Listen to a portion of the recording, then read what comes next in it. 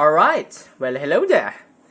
It's been a long time since we meet, and it's been like, what, more than 7 months? 6 months? 8 months? I don't know. Well anyway, like the previous video that I've uploaded, which is an update video, I told you guys that I was going to make my own computer. And I don't know how well will it be, because I don't know how to make a computer before. No, I mean, I've watched people make computers, but I haven't actually tried to make one myself. So this is the first time for me on making my own computer. And this time around, I'm gonna showcase the parts first. Then I'm gonna show you my time lapse of building it, and of course failing it. I don't know if I could do it. If I could do it. What you call it? If I could do it smoothly or not. Okay, I got a toss today. Oh my god. Anyway, let's start by the processor. We bought the I bought the Ryzen 5 3600 and not the X version. Why? It's because this one it has more value than the X version, and the X version has, I guess, a rate style.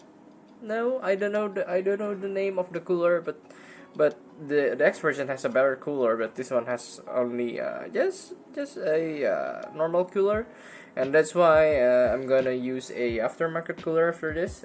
Anyway, moving on, we have the T-Force Nighthawk RAM. This is an RGB RAM, and it is rated in 3200 speed. It is a 2x8 GB kit. Okay, moving on. We have the X570 Aorus Elite, and this is a sub to $100 board. So it's an entry level board, but it's actually pretty good. So I don't remember all the prices, but I remember this guy. So you guys should probably be asking why did I bought a 1070 Ti, even though with the same price I could get a better card like the RTX 2070 or something. Well, I believe the RTX 2070 Gammaxx from MSI, the Super, and it's brand new. It's around $500 and something dollars. But this one brand new is $600. But there's another but. I bought this for a third of the price. So yeah, it's a pretty great deal. And the reason why it's so cheap is because I bought this second hand, and I don't really care about it being a second hand as long as it's in a good condition and it works well. And I've tried it and it's good. I tried it in my like a local computer store, so that I know that these graphics cards actually work. And the temperatures were not bad to say the least, but I changed the thermal paste and the thermal pads so that the temperature is now good. Okay, moving on. So this is a second-hand Zotac. Okay, let's start by the storage first. So the storage, I have a Seagate Baraccuda series, and this is, I bought the 2 TB, and it has a 7200 RPM, which is real nice. And for the SSD to store my BIOS and such, I choose the SX8200 Pro from Adata. This is an XPG, which is their gaming brand or something. Anyway, I bought the 512 gig, and it has a rated speed of around a read up to 3500 MB per S and write up to 2300 MB per S. And this is a pretty much a good SSD. I believe it's on par with Samsung 970 Evo or something. I don't know. Everyone is saying that this is the budget version, so I thought I bought it, and it was around $100, I believe. So it was way cheaper than the Samsung one, or I don't know. At least in my country, it's way more cheaper than the Samsung. Moving on, we have the power supply. We choose the Seasonic Focus Plus 650 watts. This is a fully modular power supply. so that I don't have to be confused with all the cables jumbled up.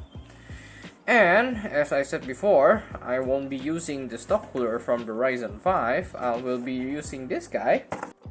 Oops, I shouldn't have done that, but okay. This is a Gammaxx GT-ARGB. This is a new type of a cooler from Deepcool. So the old version, the old Gammaxx GT, has a metal plate, which is this part, and it was silver, and I don't really like it. So I picked this one because it has a black one, and this new cooler is way better than its old one, because the old GT has around 1500 RPM speed, but this one has 1600 what you call it, rotation speed or some sort, and I think it's going to be way better since the specs say so. And okay, and after the cooler we have the this, last but not least, this is a case fan from iGo. It's the Air 12 Pro 5-in-1. I know it's a Chinese fan, but the reviews say that this is very good, so I decided to bought it, and this is actually pretty cheap. I think it was around $20 or $25, I believe. Yeah, it was around that price. And well, the case, I don't show you the case because of course the case doesn't fit here because my table is not big enough. But the case that I'm using is the Gaming Sacramento. Gaming is a case that is only available in my country. I don't know if it sells on eBay, Amazon, or some stuff like that.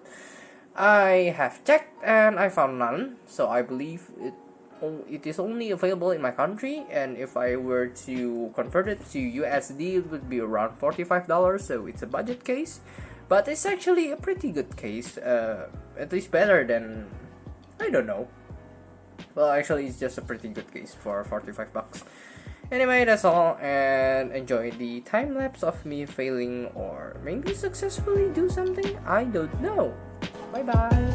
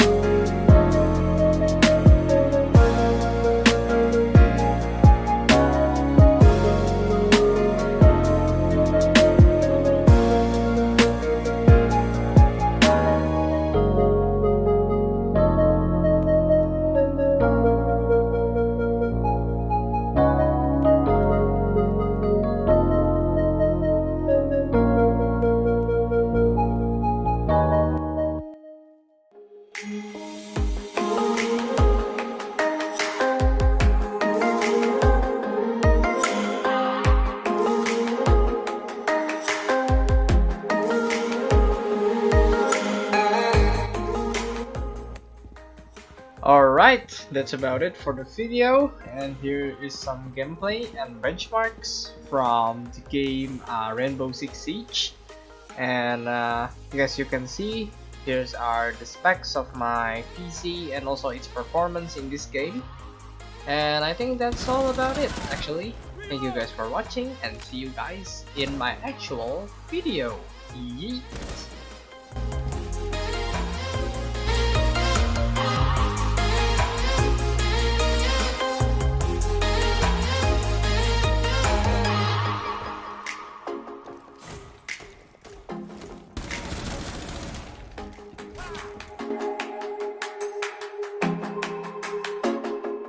Thank you.